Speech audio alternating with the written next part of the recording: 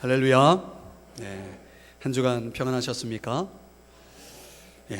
오늘은 여러분들에게 재미있는 이야기를 소개하면서 말씀을 시작하려고 합니다. 나폴레옹이 이탈리아에 주둔한 오스트리아군과 싸우기 위해서 병사들을 거느리고 알프스 산맥을 넘는 그 이야기 가운데 이런 이야기가 있습니다. 천신만고 끝에 한 봉우리에 올라간 이 나폴레옹이 전방을 살펴보더니 병사들을 향해서 이렇게 크게 소리쳤습니다. 여기가 아닌가벼. 이 이야기를 들은 병사의 절반은 기진에 죽고 말았다고 합니다. 이제 다시 나폴레옹은 남은 병사들을 이끌고 그 봉우리를 내려와서 다른 봉우리에 올라갔습니다. 그리고 나폴레옹은 다시 한창을 살펴보더니 칼을 치켜들고 크게 외쳤습니다. 아까 거긴가벼. 위대한 일을 이룬 이 지도자들에게 이런 일이 과연 일어날까요? 어느 날 공상에 잠긴 남편이 아내에게 이런 말을 합니다. 여보, 난 한 번도 가보지 못한 곳, 그런 곳에 가서 한 번도 해보지 못한 일을 해보았으면 좋겠어. 그러자 아내가 반갑다는 듯 이렇게 말을 합니다. 참 좋은 생각이네요. 부엌에 가서 설거지 좀 해요. 한 번도 가보지 못한 곳, 여러분에게 어떤 곳입니까? 한 번도 해보지 못한 일, 혹 있다면 해보시기를 바랍니다. 오늘 성경에는요, 미문이라고 하는 한 성전 입구에서 일어난 이야기를 소개하고 있습니다. 여기 원래 이 미문이라고 하는 이 단어는 아름다울 미자에 문문자를 씁니다. 그러니까 뜻이 뭐냐면 아름다운 문이라는 뜻입니다. 자, 그 아름다운 문 앞에서 아름다운 일이 벌어진 것입니다. 학자들은 이 문을 니카노 문이다 이렇게 말을 하지만 오늘 성경 그냥 미문이라고 하니까 저도 이 이름을 사용하도록 하겠습니다. 금과 은으로만 덮여 있는 것보다 훨씬 낫다라고 하는 그런 의미로서 아마 이 미문이라고 하는 단어가 붙여지지 않았을까 이렇게 생각하는 학자들도 있습니다. 높이는 23m나 되고요. 이 문을 닫기 위해서는 사람 한 20명 정도가 함께 해야 닫을 수 있는 정도로 아주 거대한 문입니다. 이 문을 통과해서 성전으로 드나드는 사람들은 굉장히 많이 있었을 것입니다. 그런데 이 문 앞에 장애인 거지가 구걸을 하고 있었습니다. 그리고 그 문을 이제 베드로와 요한이라고 하는 사람이 그 문을 통과하기 위해서 성전을 향해 걸어오고 있었습니다. 그 베드로와 요한을 통해서 일어난 이야기, 오늘 그 이야기 속에서 저와 여러분은 아주 중요한 교훈을 배울 수가 있습니다. 하나님은 우리가 살면서 아름다운 일들을, 선한 일들을 하기를 원하십니다. 그런데 그런 일들을 하기 위해서 하나님이 저와 여러분에게 주시는 선물이 세 가지가 있습니다. 오늘 함께 여러분들과 같이 묵상하고자 하는 주제입니다. 오늘 사도행전 3장 전체의 내용을 보면 하나님이 우리 그리스도인들에게 아름다운 일을 하도록 하기 위해서 주신 세 가지 선물은 무엇일까요? 첫 번째는 한번 따라 하실까요? 기회라고 하는 선물을 주신다는 것입니다. 자, 그러면 이 기회는 어떻게 주어지는지를 오늘 성경에서 한번 보십시다. 자, 먼저 기회는 올바른 시간과 장소에 있을 때 주어진다는 것입니다. 자, 여러분 성경이 있으신 분들 성경 3장 1절 말씀을 한번 보시겠습니다. 3장 1절을 보시면 제9시 기도 시간에, 여기서 말하는 제9시는 유대인들의 시간 개념으로는 9시인데 우리로 말하면 오후 3시가 되겠습니다. 오후 3시 기도 시간에 베드로와 요한이 성전에 올라갔다 이렇게 말씀하고 있습니다. 초대 그리스도인들에게 있어서 관행에 있었는데 그들은 하루에 3번 기도를 합니다. 아주 그 신실한 그리스도인들은 하루에 3번 기도를 드렸습니다. 여러분은 하루에 몇 번 기도하십니까? 일주일에 한 번 하십니까? 종종 이 초대 그리스도인들은 기도하기 위해서 성전에 올라갔습니다. 그런데 적어도 오후 3시는 우리의 일상 속에서 오후 3시는 매우 바쁜 시간이고 하루를 마감하는 그런 시간이기 때문에 시간을 따로 내기가 참 어려운 시간이었을 것이 분명한데, 관행에 따라서 베드로와 요한은 마치 주일 아침에 교회를 나오는 저와 여러분처럼 오후 3시에 이날도 성전에 올라가고 있었던 것이죠. 무엇을 하러요? 기도하러. 이렇게 올바른 시간, 올바른 장소에 있을 때에 하나님은 아름다운 일을 할 수 있도록 베드로와 요한에게 기회를 주고 있었다는 것입니다. 자, 말씀드린 대로 기회는 하나님이 주신다는 것입니다. 기회는 누가 주세요? 하나님이 주신다. 자, 오늘 성경 2절의 말씀을 보시면요, 나면서 못 걷게 된 이를, 자, 여기 한 사람을 소개하는데 이 사람은 어떤 사람이냐면 태어나면서 걸을 수 없는 사람이었다. 이게 신체적으로 의학적으로 어떤 현상인지는 우리는 성경에서 설명하고 있지 않기 때문에 알 수 없지만 사도행전 4장 22절의 말씀에 의하면 이 사람의 현재 이 본문에서 처한 그 나이는 40세 정도 되었다라고 말하고 있습니다. 이 40살 될 때까지 그는 한 번도 걸어본 적이 없는 사람입니다. 그러니 여러분, 그의 삶이 얼마나 처참했겠습니까? 그 처지를 한번 생각해 보세요. 매일 누군가 그를 성전에다 데려다 놓았다는 것입니다. 그리고 하나님을 예배하기 위해서, 기도하기 위해서 성전을 찾는 많은 예배자들의 주의를 끌기에 적합한 미문이라는 곳에 그는 있었던 것이죠. 그런데요, 이 사람은 영적으로 보면 잃어버린 죄인들을 보여주는 실체라고 할 수가 있겠습니다. 말하자면 이 사람은 성전 밖에 있었다는 것입니다. 죄인들은 어디 있어요? 교회 밖에 있다는 것입니다. 또 이 사람은 구걸을 하고 있었다는 것입니다. 여러분 아십니까? 이 땅을 살아가는 많은 죄인들은 지금도 무엇인가 구걸하고 있다는 것입니다.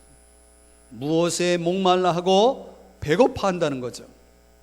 만족을 찾아서 말이죠. 그런데 아무리 채워도 매일매일 그것을 채우고자 해도 그 안에 그것을 만족할 수 있는 것이 없다는 현실입니다. 자, 그런데 3절을 보실까요? 그가 나면서 못 걷게 된 사람입니다. 그가 베드로와 요한이 성전에 들어가려 함을 보고 구걸하거늘. 여러분 생각해 보세요. 베드로와 요한은 기도 시간이 돼서 그곳을 향해 가고 있었고 이제 성전 입구 문 앞에 와 있습니다. 그런데 누군가의 도움에 의해서 또 이 거린이 지금 구걸을 하고 있습니다. 그런데 그 성전을 찾아오는 많은 사람들이 있었을 터인데 어떻게 그 많은 사람 중에 이 사람이 베드로와 요한을 지목했을까라고 하는 것입니다. 그냥 지나가는 사람 가운데 그냥 아무나 그냥 붙잡았을까요? 여러분은 그렇게 생각할지 모르지만 저는 오늘 이 사람이 그 많은 사람 중에 베드로와 요한을 골랐다는 것은 얼마나 다행스러운 일인지 모릅니다. 여기에 우리가 알아야 할 중요한 신학적 내용이 있는데 그것은 우리의 만남 속에 우리가 살아가면서 우리가 경험하는 그 많은 만남 속에 하나님의 주권이 들어있다는 것입니다. 여러분, 우리가 스쳐 지나가는 그 수많은 사람들이 있을 터인데 하나님은 그 중에 종종 하나님은 이렇게 운명적인 만남을 하나님이 허락해 주신다는 거죠. 자, 그런데 세 번째, 하나님이 주시는 기회라고 하는 이 선물이 또 어떻게 주어지는가 보니까 준비된 사람에게 주어진다는 것입니다. 4절 말씀을 보시면 베드로가 요한과 더불어 주목하여, 여기 주목하여라는 단어가 나오는데 이게 그리스어로, 헬라어로는 아테니사스라고 하는 단어를 씁니다. 아테니사스.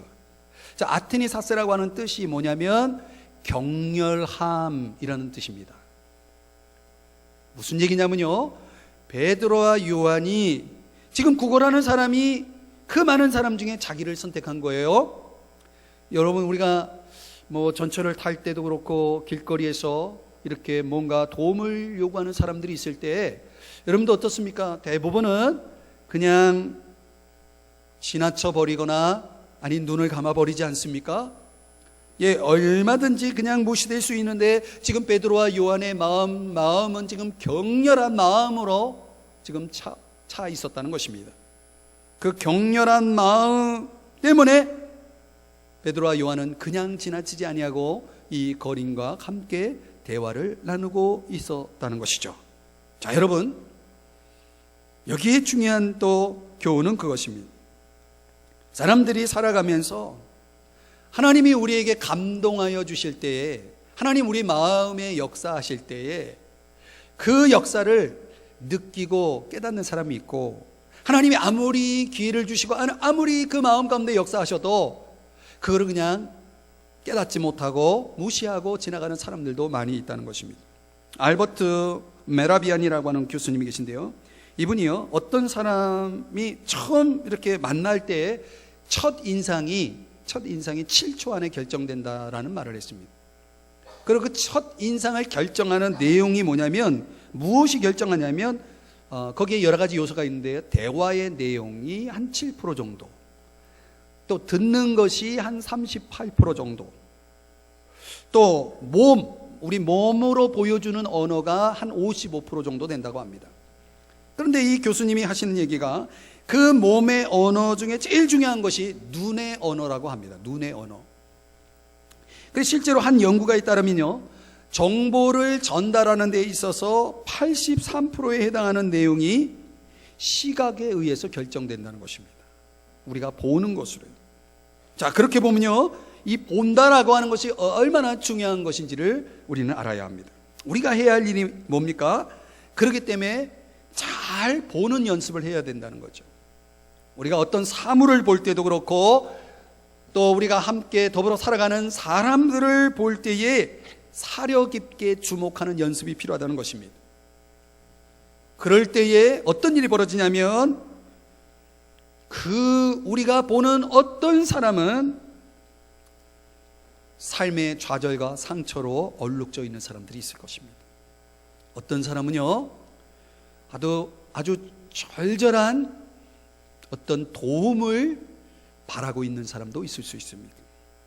어떤 사람은 자신의 삶에 의욕을 잃고 더 이상 살아갈 용기가 없어서 삶을 포기하고 있는 사람도 있을 수 있습니다. 자, 그들 중에는 예수님을 필요로 하고 사모하고 있는 영혼도 있을 수 있다는 것입니다. 여러분, 이 사람이, 미문 앞에 있었던 이 사람이 짧은 만남의 순간을 통해서 그의 창조주 하나님께서 이 두 제자를 통해서 무슨 일을 할 것인가에 대해서 그는 조금도 상상할 수 없었다는 것입니다. 사랑하는 여러분, 우리가 살아가는 동안 하나님이 저와 여러분을 통해서, 저와 여러분이 준비만 된다면 저와 여러분을 통해서 하나님이 이루실 일들이, 어떤 일들이 있을까? 우리는 가히 상상하지 못할 일들이 벌어질 거라는 사실입니다. 2절의 말씀을 다시 한번 보시면요, 이 베드로와 요한은 평소에 하던 대로 성전에 기도하러 가고 있었다는 사실입니다. 베드로와 요한이 이 사람을 처음 보았을까요? 아닙니다. 분명히 이 거리는 늘 그곳에 와 있었을 것입니다. 자주 보았던 사람입니다. 그런데 이날만은 베드로와 요한이 아주 특별한 마음으로, 격렬한 마음으로 그를 보고 있었다는 것입니다. 의도적으로 본 것입니다. 집중해서 본 것입니다. 그냥 지나치지 않고 집중해서 보았다는 것입니다. 왜요? 하나님과의 교통이 이루어진 것입니다. 하나님이 성령을 통해서 그 마음 가운데 역사한 것입니다. 그것을 지금 민감하게 캐치한 것이죠. 여러분, 하나님이 기회를 주셔도 그 기회를 그냥 흘려버린 사람이 있고, 하나님이 주신 기회를 결코 놓치지 않는 사람이 있다는 사실을 여러분 아셔야 합니다. 여러분, 우리에게는 다 계획이 있습니다. 우리에게는 약속이 있고요, 우리에게는 일이 있습니다. 그런데 그것에 열중하고 살아가는 저와 여러분에게 알아야 할 것은 하나님도 계획이 있고 하나님도 일이 있다는 것입니다. 하나님도 약속이 있습니다. 근데 그 일을, 그 약속을 이루기 위해서 하나님은 종종 저와 여러분의 계획과 스케줄을 멈추게 하신다는 것입니다. 제가 며칠 전에 이제 사역을 교회 사역을 마치고 집으로 가고 있었는데요. 저희 사택 근처에 이제 식당들이 있습니다. 근데 어디서 많이 뵌 어르신 한 분이 그 자녀들하고 식사를 하고 있었습니다. 근데 그분이 5년 전에 제가 이제 이 교회 부임한 지 이제 5년 되는데 그분이 와서 식사를 하고 있는 거예요. 근데 그동안 어떻게 지내셨는가 했더니 이제 화정으로 이사를 하셨고, 그리고 자녀들은 그쪽에서 학원을 운영하는 겁니다. 근데 이 화정에 사시는 분이 왜 여기 와서 식사하시냐고 제가 그랬더니 그냥 어떻게 오게 되었다는 거예요.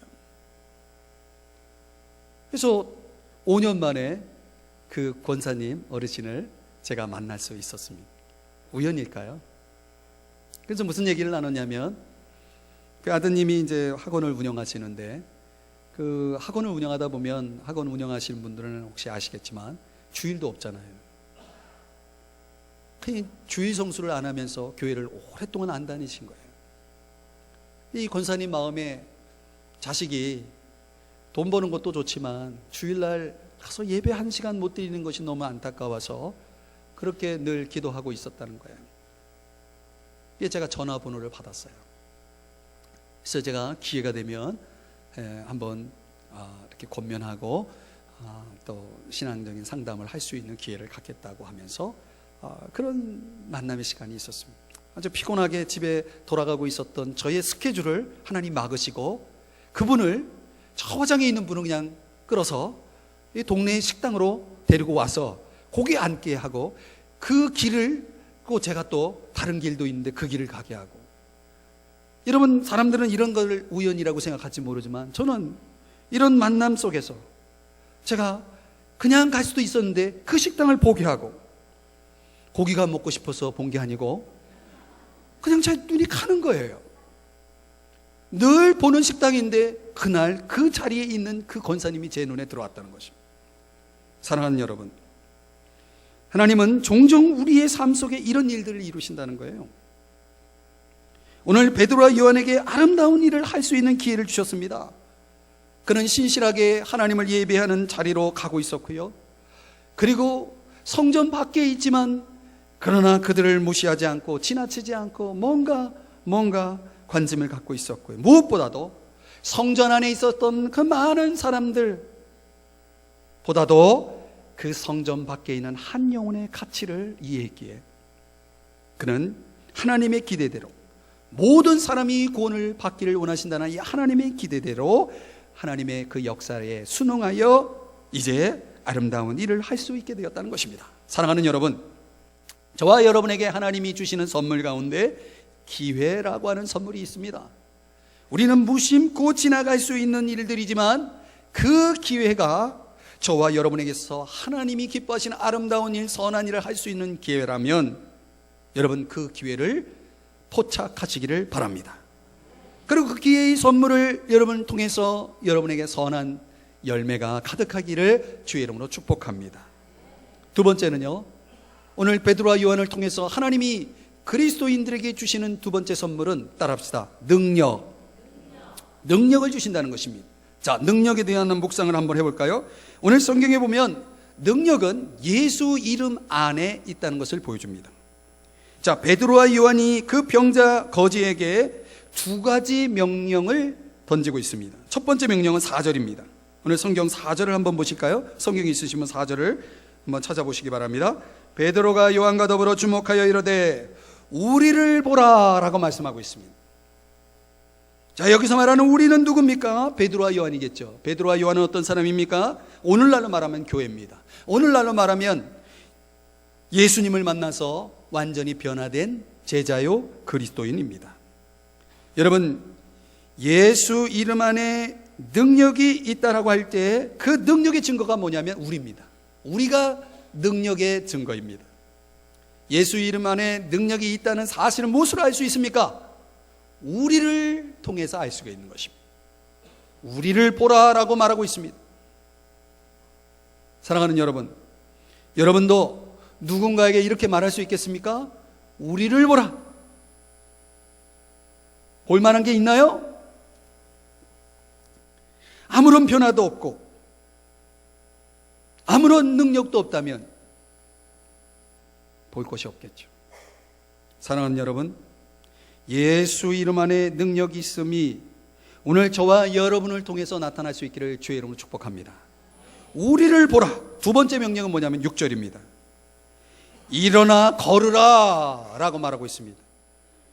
은과 금은 내게 없거니와. 이 말을 들었을 때 거린이 실망했겠죠. 왜냐하면 지금 돈을 구걸하고 있는데 난 돈 없어요 라고 말합니다. 그런데 그 다음 말이 이상한 말이에요. 일어나 걸어라. 여러분, 그 수많은 사람들이 성전 입구에서 성전문을, 미문을 이용해서 드나들고 있었습니다. 사람들은 빈손으로 지나갈 수 있었습니다. 사람들은 가난을 핑계댈 수 있었습니다. 그런데 이와 같이 말하는 사람은 없었습니다. 일어나 걸어라. 그런데 그 앞에 전제가 뭐냐면 내게 있는 이것을 내게 주노니. 뭐라고 말해요? 내게 있는 것을 너에게 주겠다라고 말합니다. 이게 그리스도인들에게선 매우 중요한 행동 원칙입니다. 여러분 아십니까? 하나님은 결코 우리가 가지지 않은 것을 요구하시는 분이 아니시라는 것입니다. 하나님 먼저 우리에게 주시고요, 그리고 그것을 필요로 하는 사람들에게 나누라라고 말씀하십니다. 그런데 그 일을 할 때에 우리는 예수 이름으로 할 것을 하나님은 기대하십니다.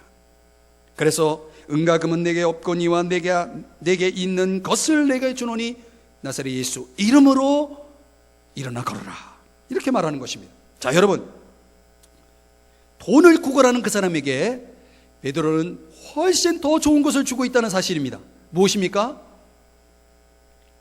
걸을 수 있는 다리를 주고 있다는 것입니다. 여러분, 들어보세요. 종종 하나님은요, 우리가 하나님께 작은 문제의 해결을 요구할 때에, 그러나 하나님은 우리가 그 작은 문제의 해결을 간절히 바라는 우리에게 더 좋은 것을 주시는 분이심을 아십니까? 어떤 분이 그런 얘기를 해요. 그냥 생각만 했는데 하나님이 이렇게 해주셨다고. 그런 말씀이 나와요. 성경에는 우리가 생각하는 것과 또 구하는 것에 더 넘치도록 능히 하실 이에게 하나님을 그렇게 표현하고 있습니다. 하나님은 어떤 분이냐면 우리가 생각하는 것, 구하는 것보다 더 넘치도록 역사하시는 분이시다. 믿으십니까? 하나님은요, 우리가 하나님께 도움을 구할 때 마치 이렇게 말씀하는 것 같아요. 야, 너에게 더 좋은 것을 주기에 내가 갖고 있어. 너에게 더 좋은 것을 갖고 있다라고 말씀하고 있는 거예요. 믿으십니까? 그렇기 때문에 사랑하는 여러분, 우리가 구하는 그 이상의 그 더 넘치도록 역사하시는 하나님 앞에 구하는 삶을 사시기를 바랍니다. 그러나 여러분 아시죠? 하나님은 정말 필요한 것을 우리에게 주시는 분이십니다. 하나님은 더 넘치도록 역사하시는 분이십니다. 기억할 것은 그 주실 때에 우리에게는 예수 이름으로 주신다는 것입니다. 이 말은 다시 말하면 예수의 권한으로 주신다는 것입니다. 그러므로 여러분, 예수의 권한으로 하신다면 파스칼이 말한 것처럼 우리가 예수 이름으로 하는 것들은, 그 사소한 것들은 위대한 일이 될 것입니다. 그분의 권능으로 이루어지기 때문에 우리의 위대한 일은 쉬운 일이 될 것입니다. 주님이 행하시는 그 놀라운 일들은 그분의 능력으로 이루어지기 때문에 쉬운 일이 될 것입니다. 사랑하는 여러분, 오늘 우리에게 주신 선물이 뭐라고요? 능력을 주셨다고 말하고 있습니다. 그런데 그 능력은 예수 이름 안에 있고요, 또 믿음과 함께 역사한다는 것입니다. 오늘 본문 7절의 말씀에 보면 베드로가 그 거지의 손을 잡아서 일어서게 도와줍니다. 그런데 성경에서는 이 구원과 치유의 역사가 믿음을 통해서 나타난다는 것을 보여주고 있어요. 그런데 그 믿음이 언제나 병자의 믿음을 통해서 이루어지는 것은 아니라는 것이에요. 오늘 본문에 보면 이 사람이 일어나고자 베드로의 손을 잡았을 때 아마 발목에 힘이 들어갔을지 모릅니다. 그리고 그 상황, 그 순간 그에게 믿음이 들어갔을 것입니다. 그리고 믿음의 역사는 한순간에 일어납니다. 전혀 믿음이 없었던 사람이요, 어느 날 갑자기 믿음을 갖는 역사가 일어나요. 한순간에. 저는 그래서 오늘 아무런 믿음 없이도 이 주일에 예배드리러 오는 사람도 있다는 그 기적을 저는 압니다. 그런데 믿음이 없이 이 자리에 왔다가 어느 한순간 믿음이 들어가는 역사가 일어납니다. 한순간입니다. 그 예수 이름의 능력, 믿음과 함께 역사하는 이 믿음, 이 능력이 주어진 결과가 무엇인가를 오늘 성경에서 보면요, 8절에 보십시오. 성경 8절에 보면 이 사람이 뛰어 서서 걸으며 그들과 함께 성전으로 들어갔다. 이 사람은 40년 동안 성전 밖에 있었던 사람입니다. 40년 동안 성전 밖에 있던 사람이 어느 날 성전으로 뛰어 들어간 겁니다. 여러분, 하나님의 능력을 경험한 사람의 특징이 있어요. 교회로 나올 때 뛰어 나온다는 것입니다.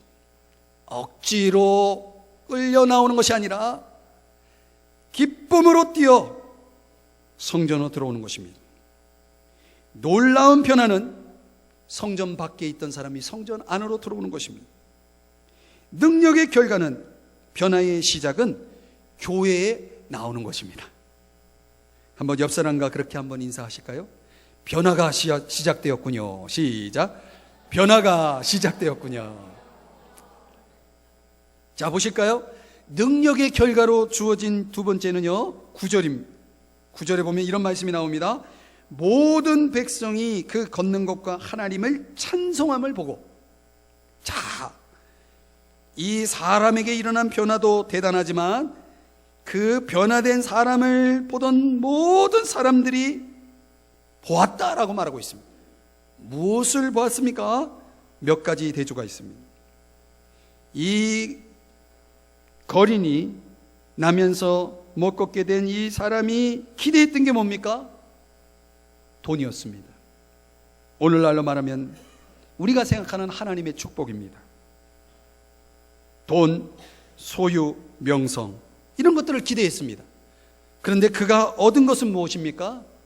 복음입니다. 여러분, 성경 속의 그리스도인들은 나그네요, 순례자라고 비유하고 있습니다. 성경은요, 하나님의 축복을 부귀와 명성으로 설명하지 않는다는 사실입니다. 여러분, 하나님의 축복을 생각할 때 이 세상에서 번영하는 것으로 여러분이 그 축복을 여기고 있다면 이것은 성경의 가르침이 아닙니다. 만약 여러분이 고난 속에 있고 역경 속에 있다면 그것은 축복이 아닙니까? 그것이 하나님의 축복이 부족하거나 하나님의 축복이 없다는 표시도 아니라는 사실입니다. 오늘 진정한 축복, 하나님이 진정 저와 여러분에게 주시고자 하는 축복이 무엇인지를 이 사람을 통해서, 그리고 모든 백성들이 보면서 말을 합니다. 여러분, 거지가 구걸을 해가지고 돈을 많이 이렇게 모았습니다. 사람들이 그가 모은 그 돈을 보면서 저 사람 축복받았어 라고 말할까요? 여러분, 진정한 번영이라는 것이 무엇입니까? 여러분, 어느 날 여러분들이 돈을 많이 벌었다고 생각해 보십시오. 세상 사람들은 그렇게 말할 겁니다. 당신 복 받았다라고 말할 것입니다. 그런데 그 복이 얼마나 오래 갑니까? 영원하지 않습니다. 하나님이 진정 저와 여러분에게 주시고자 하는 번영은 그런 것이 아닙니다. 그렇게 잠시 있다가 사라지는 것이 아닙니다. 잠시 있다 사라지는 것은 내 것이 아닙니다. 하나님은 저와 여러분에게 더 좋은 것을 주시기 원하십니다. 묻겠습니다, 여러분. 어느 것이 더 큽니까? 현장의 이 군중들의 입장에서 볼 때 이 사람이 신체적인 기적을 통해서 다시 걷고 뛰게 되었다는 이 사실이 군중들에겐 큰 것이겠죠. 그런데 진정 하나님이 이 사람에게 주신 더 큰 기적이 있었다는 사실입니다. 그것은 이 사람이 천국에서 영원한 삶을 보내도록 하셨다는 것입니다. 사랑하는 여러분, 우리가 살아가면서 하나님의 능력, 하나님의 축복을 생각할 때에 이 세상 기준으로 생각하지 않기를 바랍니다. 때로는 우리가 고난 속에 있을 수 있습니다. 그것은 하나님의 축복이 떠나 있는 것이라는 표시가 아님을 기억하십시오. 하나님은 언제나 함께 하십니다. 우리가 이 세상적으로 말하는 그런 축복 속에 있을 때에도 함께 하시고, 고난 속에 있을 때도 함께 하십니다. 늘 함께 하십니다. 그 하나님이 함께 하심이 저와 여러분에게 축복이라는 사실을 기억하시기 바랍니다. 그 능력의 근원, 그 축복의 근원은 무엇입니까? 오늘 성경 12절의 말씀에 이렇게 합니다. 우리의 개인의 권능과 경건으로 이 사람을 걷게 한 것처럼 왜 우리를 주목하느냐? 모든 효과적인 봉사는 자기 부인으로 시작되는 것입니다. 내가 하는 것이 아니라고 말하고 있습니다. 16절의 말씀으로 가봅니다. 거기에 능력의 근원을 밝히고 있습니다. 그 이름을 믿음으로 이 사람을 성하게 하였나니 예수로 말미암아 믿음이 이 사람을 완전히 낫게 했습니다. 여러분, 이 능력의 근원이 뭡니까? 바로 예수 그리스도라고 하는 사실입니다. 그렇다면 어떻게 예수의 이름의 능력이 나타날 수 있을까요? 3장 1절의 말씀을 다시 가보면 베드로와 요한이 그들이 무엇을 하러 가다가 이 사람을 만났습니까? 기도하러 갔다는 것입니다. 여러분, 우리가 꼭 기억해야 할 것이 있습니다. 우리가 세상 살아가면서 하나님 앞에 많은 것으로 아름다운 일을 하기를 원한다면 저와 여러분에게 먼저 필요한 것이 있습니다. 그것은 바로 기도입니다. 왜 기도가 필요합니까? 여러분, 사람들은 조금 봉사하다가 좌절하고 멈춰버립니다. 조금 전도하다가 멈춥니다. 조금 구제하다가 멈춥니다. 사람들은 뭔가 하다가 멈춥니다. 포기합니다. 왜 그럴까요? 어려워서 그렇습니다. 왜 어렵습니까? 영적인 일이라는 것은 그만큼 어려운 것입니다. 다른 사람을 위해 산다라고 하는 것은 어려운 일입니다. 왜냐하면 우리는 다 죄성을 가지고 있는 이기적인 사람이기 때문에 그렇습니다. 제가 그제 한 분을 만났는데 그분이 그런 얘기를 해요. 그분이 어떤 봉사를 하고 있는데 참 많이 힘들다고. 그 많이 힘든 것은 당연한 것입니다. 어렵기 때문에 사람들이 하다가 도중에 하차하는 것입니다. 그런데 여러분, 그러다가도 정말 감격적인 예배를 한번 드려보십시오. 정말 뜨거운 기도를 한번 경험해 보십시오. 그렇게 부담이 되고 그렇게 어렵게 느껴졌던 그 일들이, 그 아름다운 일들이 전혀 어렵지 않고 전혀 짐이 되지 않고 오히려 그것을 통해서 더 놀라운 용기와 힘을 얻게 된다는 사실을 경험한다는 것입니다. 그래서 사랑하는 여러분, 아무리 우리가 생활이 바빠도 기도와 예배는 포기할 수 없는 우선순위가 되어야 하는 것입니다. 그러나 얼마나 많은 사람들이 이 우선순위를 놓치기 때문에 도중에 다 포기해버리고 만다는 것입니다. 한 기독 청년이 있었습니다. 그는 회사에 다닌 너무 바쁩니다. 너무나 피곤한 하루하루를 보내고 있었습니다. 새벽에 나가서 밤늦게 돌아옵니다. 도무지 기도하고 성경을 볼 수 있는 시간이 없는 거예요. 어느 날 이 청년이, 영적인 이 청년이, 여러분, 영적인 사람은 기도하지 않고 성경 안 보면 답답해지게 돼 있습니다. 만약 내가 기도 안 하고 성경도 안 보는데 전혀 답답함도 없고 편하다, 죄송합니다. 그분은 영적으로 죽어 있는 것입니다. 답답한 것입니다. 기도 안 하죠, 성경 안 보죠, 너무 답답해요. 그래서 어느 날 이 청년이 고민을 하는 것입니다. 그리고 결심을 했습니다. 점심을 먹지 말자. 그리고 점심시간에 동료들은 다 식사하고 있는 그 시간을 아껴가면서 그 시간마다 회사 한 모퉁이의 작은 공간을 이용해서 엎드려 기도하면서 하나님의 말씀을 읽기 시작합니다. 하루 이틀 3일 점심을 먹지 않고 하나님 앞에 엎드려 기도하며 말씀을 듣던 그에게 변화가 일어나기 시작합니다.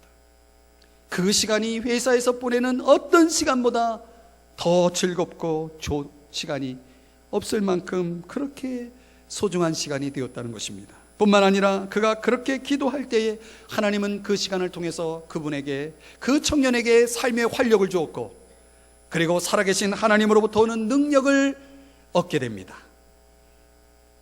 그렇게 바쁜 일정을 소화하며 피곤한 하루하루를 보냈던 그 청년에게 이제는 하루가 피곤한 하루가 아니라 활력 넘치는 하루가 되었다는 간증의 이야기를 제가 들었습니다.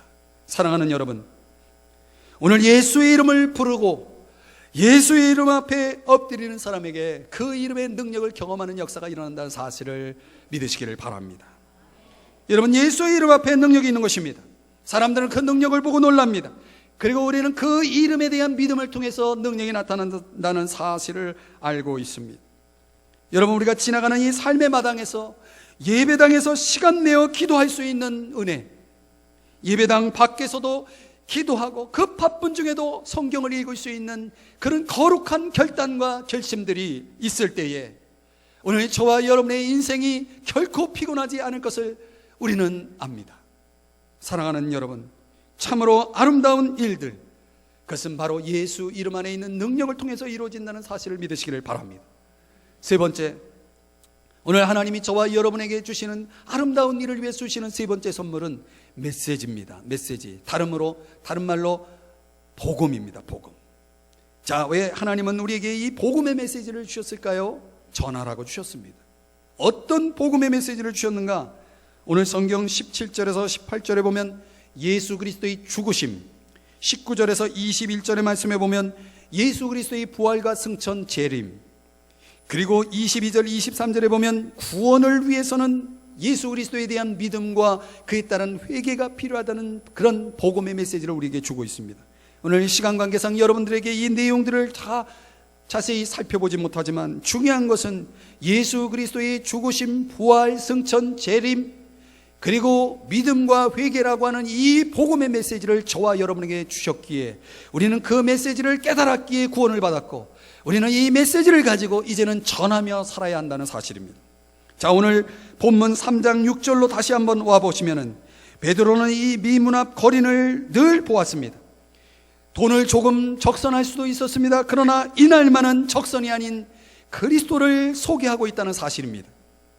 돈이 아니라, 이 사람에게 필요한 것은 돈이 아니라 그리스도가 필요하다는 사실을 알았다는 것입니다. 사랑하는 여러분, 이 사람이 일어나 뛰며 하나님을 찬양하는 모습을 보십시오. 여러분, 우리가 세상을 위해 줄 수 있는 가장 위대한 선물은 예수 그리스도라는 사실입니다. 건강보다도 치료보다도 목숨보다도 더 소중한 예수 그리스도의 이 이름을 줄 수 있는 사람, 그에게 생애 최대의 놀라운 경험은 다름 아닌 일어난 것이 아니라 그리스도를 알게 된 사실, 이것은 예수 그리스도에 대한 메시지, 복음을 들었기에 가능했다는 사실을 여러분 기억하시기 바랍니다. 그래서 우리가 할 수 있는, 이 세상에서 할 수 있는 가장 아름다운 일은 복음을 전하는 일인 것입니다. 오래전 한 교황이 신학자 한 사람에게 이런 말을 했다고 합니다. 더 이상 교회는 은과 금은 나 없어도, 오늘 성경의 6절에 말씀하고 있는 은과 금은 나 없어도 라는 말을 말하지 못할 것이네 라고 말합니다. 그러자 그 신학자가 이렇게 대답합니다. 맞습니다. 은과 금은 나 없어도를 말하지 못합니다. 그리고 교회는 더 이상 나사렛 예수의 이름으로 걸어라, 일어나 걸어라 라는 말도 못할 것입니다. 사랑하는 여러분, 오늘날 이 두 가지의 문제를 안고 있는 교회들이 너무나 많습니다. 여러분 아십니까? 교회가, 예수의 이름을 가지고 있는 교회가 은과 금을 가지고 있을 때, 은과 금이 생겼을 때, 더 이상 가난하지 않을 때, 예수의 이름이 아닌 금과 은을 의지하면서 의지하는 교회가 되어버린다는 것입니다.